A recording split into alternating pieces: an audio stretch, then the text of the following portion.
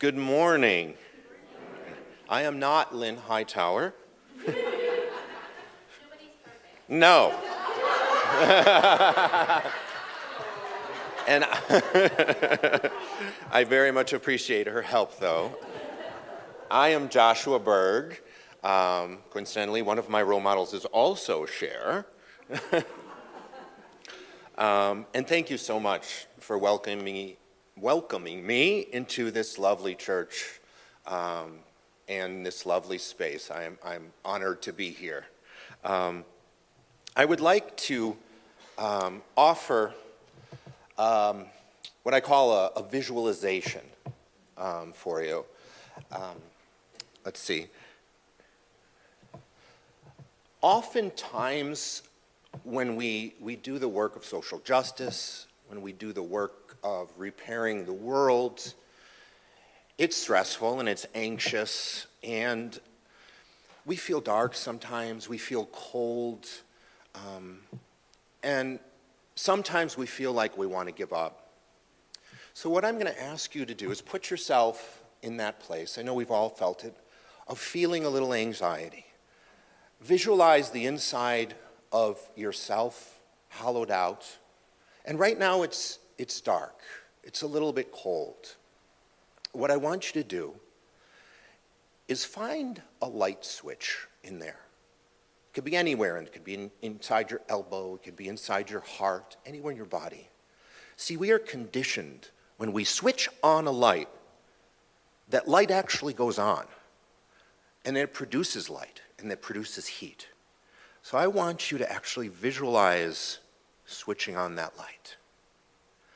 And when you do, I want you to think about all the love that is in your life, and that love produces light in your body, and it produces heat and warmth and contentment, and it starts to push away the coldness and the darkness. I want you to think of all the love that's in the world, all the wonderful things that exist, that life gives us every moment, and let that produce light, and that light glows, and it glows more, and you feel more warmth, and you feel more heat stretching into your feet, and throughout your chest, and into your head, and into your arms. And now I want you to feel the extreme power that you get from giving back to the world, the wonderful feeling that you get from helping and giving back, and your entire body is now glowing with light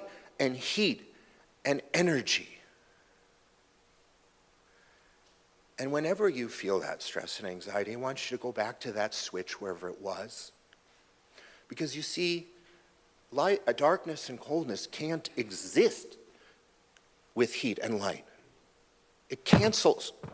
The heat and light cancels the darkness and the coldness out. And it may not work every time, but if you do that little visualization, my wish is that it'll reverse the direction of whatever you're feeling in the moment and help you on the path toward healing. It's a gift that I offer. Hopefully it's helpful.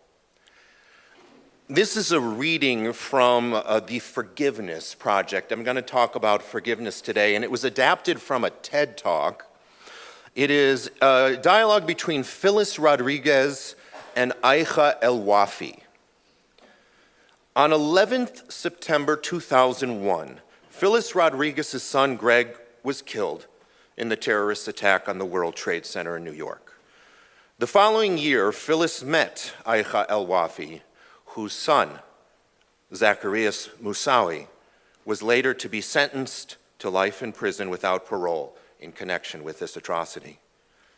This is Phyllis's words. Returning from an early morning walk along the Bronx River, the porter in my building told me there had been a fire at the World Trade Center.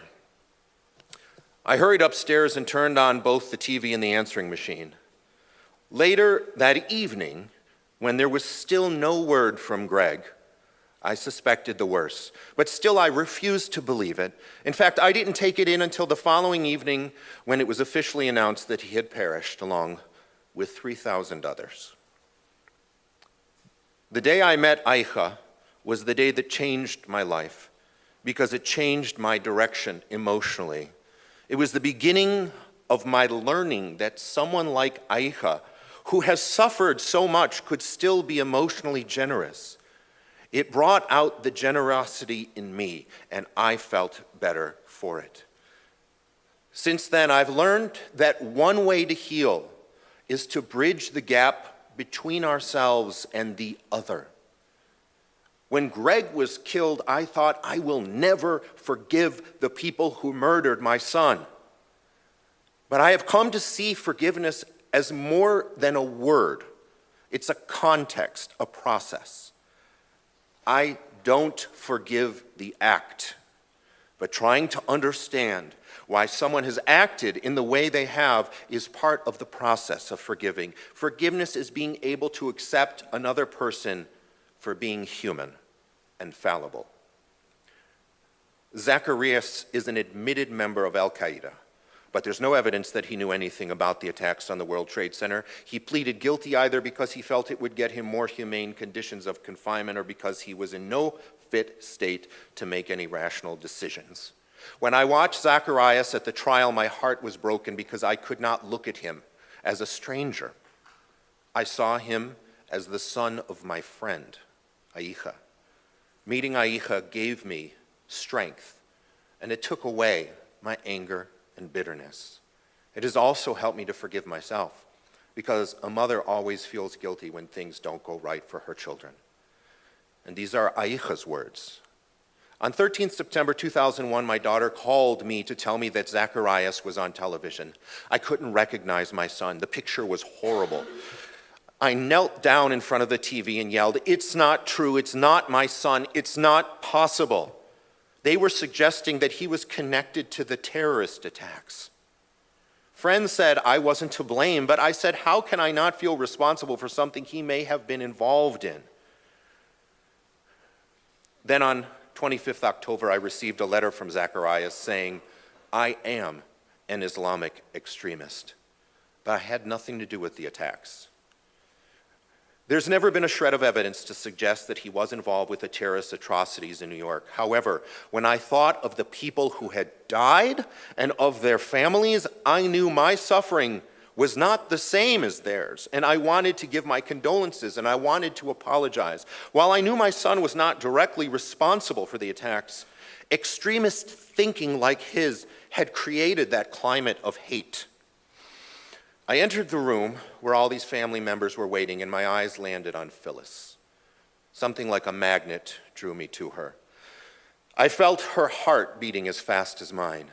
And then everyone introduced themselves, we showed pictures, we talked, and after that, things were almost normal. Although, of course, nothing was normal. It was painful, and it was wonderful at the same time. Although I'm not responsible for the choices my son has made as an adult, I still feel guilty because I gave birth to him. I so wish that Zacharias hadn't got involved with Al-Qaeda, but he fell into the hands of crooks. In bin Laden, he was looking for a father figure because his own father was violent with him and then abandoned us. He was called a dirty Arab and made to feel like a stranger in his own country. I feel anger, love, and compassion for Zacharias. A part of me is dead, buried with my son, who will have to spend the rest of his life in jail for things he did not do.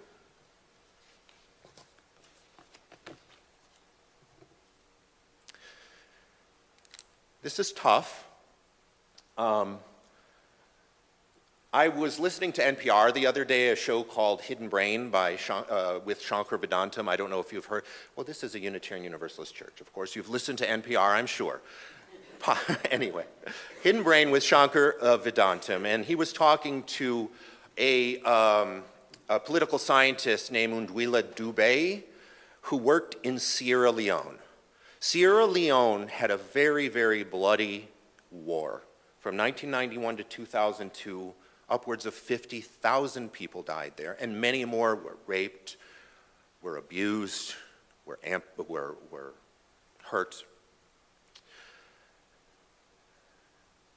And she was talking to two people in a village because, you see, the guerrilla warriors in Sierra Leone had a tactic. They wanted to destroy community connections. They wanted to separate neighbor from neighbor. They wanted to pit neighbor against neighbor in order to wreak havoc in the country. This was their goal. So they would go into communities and they would threaten one neighbor with death unless they hurt another neighbor. She met with two people, Sar and Nuima. They were neighbors. They grew up as friends. The guerrilla warriors, I won't use the word warriors, the guerrilla fighters told Nuima he must beat Sar, or else they would beat him. He didn't do it. So the guerrilla warriors told Nuima he must kill Sar's father, or they will kill him. And he did do it. I'm not judging. We have the privilege of sitting here and not being in this situation where we have to make an ethical decision of that magnitude. And we don't have to think about those things. Well, I'm a seminary student, so I guess it is my job to think about those things. And that's why I've come to talk to you today about what I was thinking. How, after that, after a friend you grew up with in the same community as you kills your father, how, when that war ends, do you come back into beloved community? How do you forgive something like that? How do you live next door to a neighbor who did something like that? And they don't have the ability to move to another town, nor do they want to. This is their home. How do you come back and forgive something like that? So I started to think about it. And first I thought, well, what is the definition of crime? Who is a criminal? Indeed.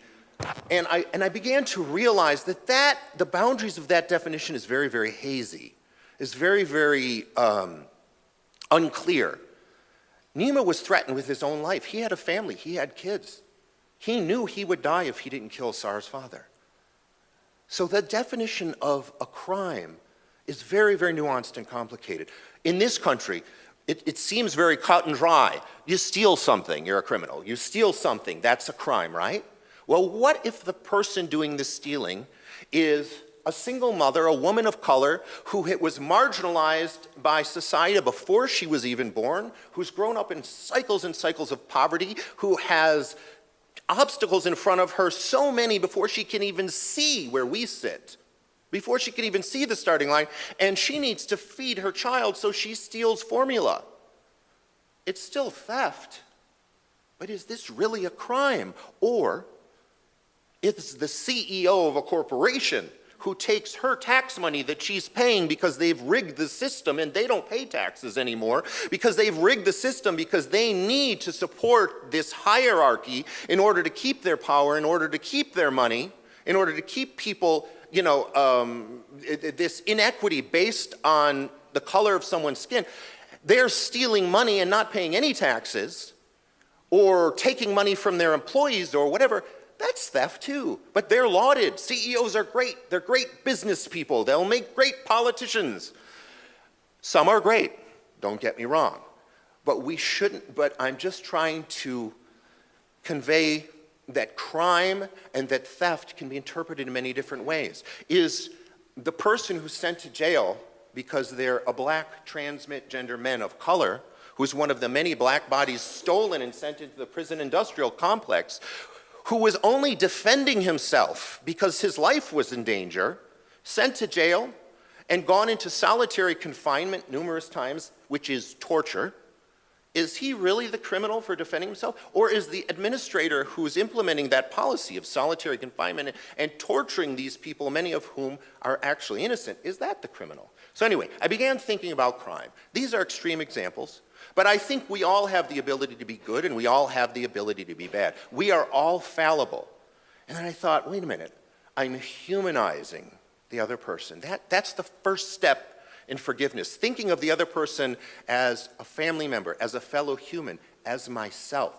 Someone who perpetrated that crime is actually thinking of them as me. And then I thought, wait a minute, that's the first principle of our Unitarian Universalist faith, is we believe in the dignity of every person. Every person. Not some people, but not terrorists. Not some people, but not criminals. Every person. Respect and dignity for every person. That's a very tough thing to do, especially when you've been hurt very much, when your body's been hurt, when your country's been hurt. But ultimately, we are all humans. And I started thinking, wait a minute. If I'm thinking of this person as myself, this terrorist, if I was born into a Taliban camp, and I was inculcated from a child and taught, hate Americans, hate Americans, hate Americans, and it was modeled for me, kill, kill, kill, kill. You know what? I would grow up hating Americans and being okay with killing. It doesn't make it okay. It doesn't mean it shouldn't be punished. It doesn't mean there aren't consequences. But when you humanize that situation, let's give you another example. If I was born in a church that preaches prejudice against homosexuals, my whole life, hate gay people, that's what I was taught. That's what I was taught over and over. When I grow up, it's going to be very difficult for me not to be homophobic. So it's that understanding of the other person. It's the respect and dignity of human dignity of treating every person as yourself, as a fellow human. And I thought, well, wait a minute. This first principle is pretty good. What about the second principle? How does this apply to forgiveness? We believe in justice, equity, and compassion in all human relations. Okay, I thought to myself, well, wait a minute, justice instead of forgiveness. Justice in this country and the world, it seems to be, when the president gets up on an aircraft carrier with guns drawn like he's in the Old West after 9/11, an eye for an eye, a tooth for a tooth, revenge, retribution. That, a lot of the times, is justice. We want justice meted out. We want person killed. We want them to feel pain. It seems to be more in this country, justice is sating some animalistic need for someone else to be in pain when we're in pain. I don't think that's what was meant by justice in our principle. I believe justice in our principle is, as the theologian Paul Tillich does, equated with love. It's rehabilitative justice. It's creative justice. It's justice that turns a bad thing into a good thing by giving and by loving. I believe his words were, justice is preserves what love reunites. So you show that compassion, you show that empathy, at first, to your enemy, to someone who perpetrated a wrong, and the justice is acting on that by empathizing with that person. And once again, it doesn't mean that you don't protect future victims of an abuser. It doesn't mean that people don't have consequences. But those consequences and that reparative justice is now done through the lens of empathy, and so it can be done with compassion. And that's what compassion is. In the other part of the second principle, it's justice, equity, and compassion. If you have empathy for another person, if you put yourselves in their shoes, if you see the child growing up in that Taliban camp, if you see your partner, your wife, is in some pain and that's why they hurt your feelings, if you empathize and you act on that empathy, that's compassion. That's what compassion is. So the second principle works too. So we humanize the other person, we realize they are us and they are fallible. We empathize with them and then we act on compassion. And that's how we can forgive. But what exactly is forgiving someone? A lot of times in this country we think, well, that's weakness. You're giving them a gift. Why? We have this moral indignation. They hurt me. Why should I forgive them? That's not what forgiveness is.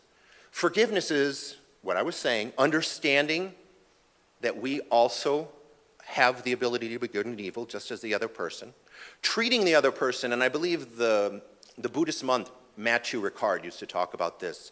Treat someone who committed a crime like a physician would treat a patient, or someone who has a mental illness. You treat them with caution, you treat them with care.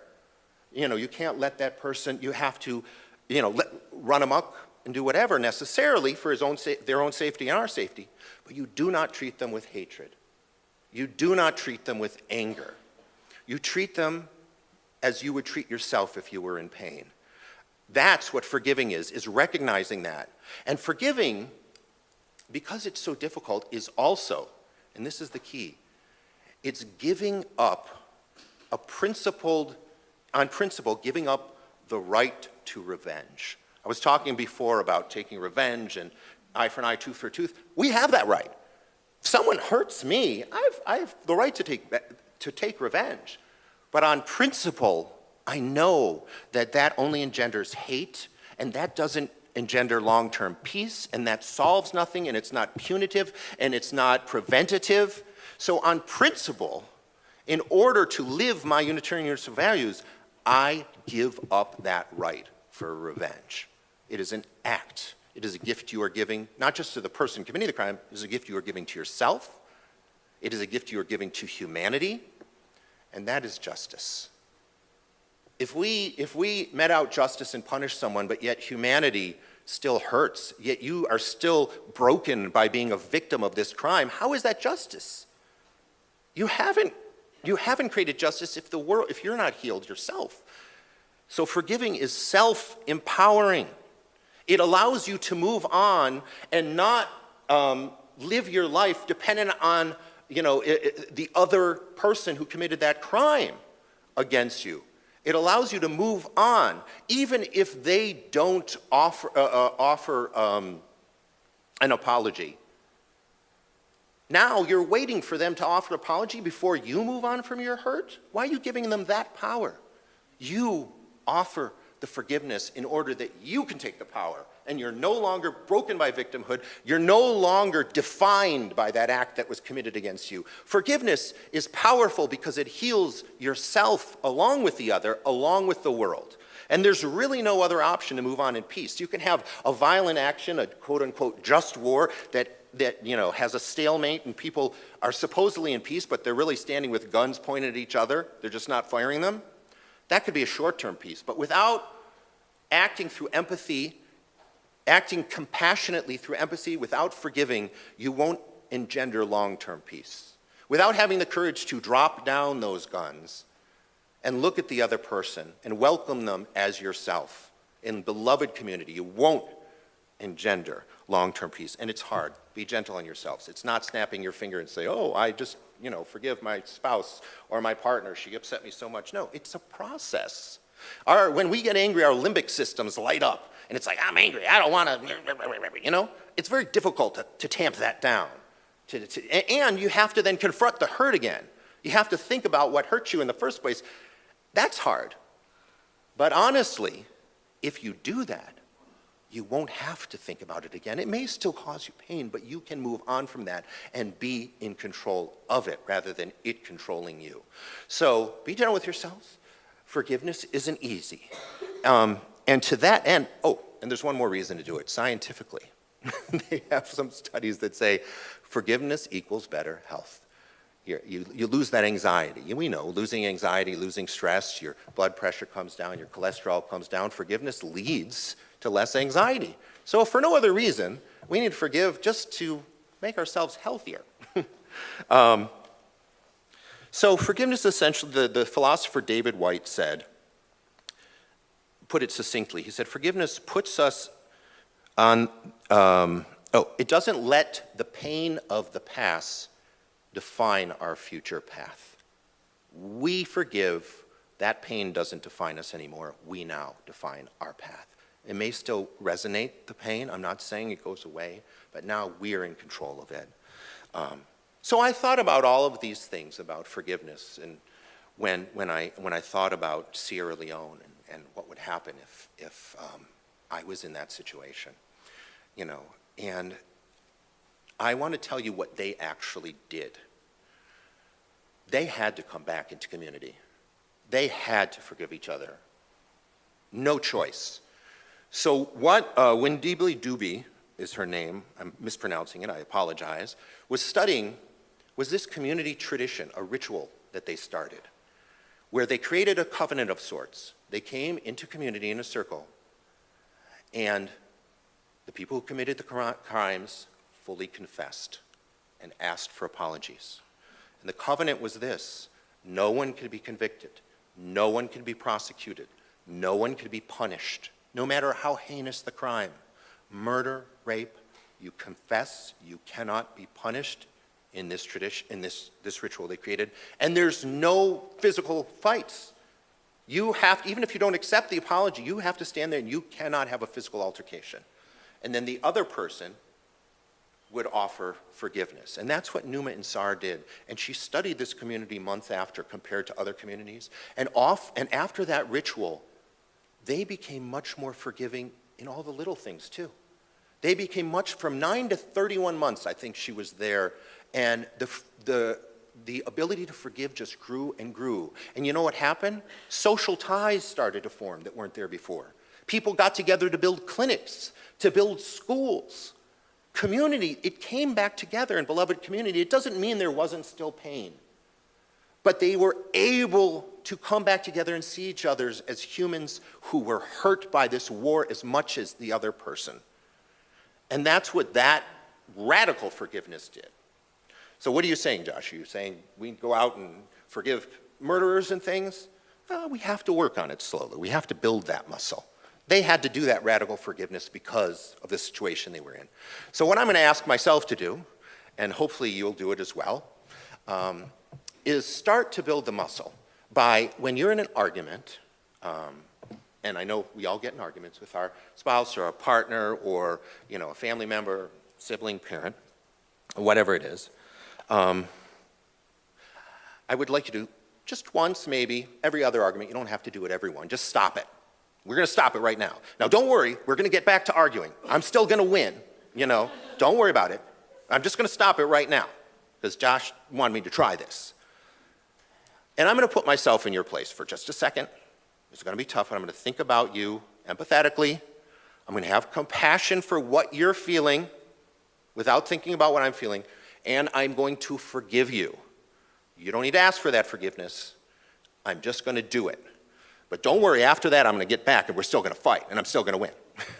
I'd like you to try that because what will happen is, I hope, you may go back to that argument, you may still be hurt, but now that you're arguing through the lens of empathy, you're doing it compassionately, I think that argument will take a different direction.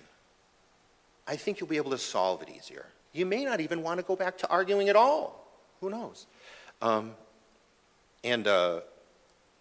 forgot what I was going to say. Anyway, so yes, I would like you to try that once. I'm certainly going to try it because hatred and anger, just like the darkness and the coldness can't exist with the light and the heat when you switch the light on, hatred and anger can't exist with empathy and compassion. You'll find that when you're empathetic and compassionate, the hatred and anger dies down. It pushes it out of the way. They can't exist together.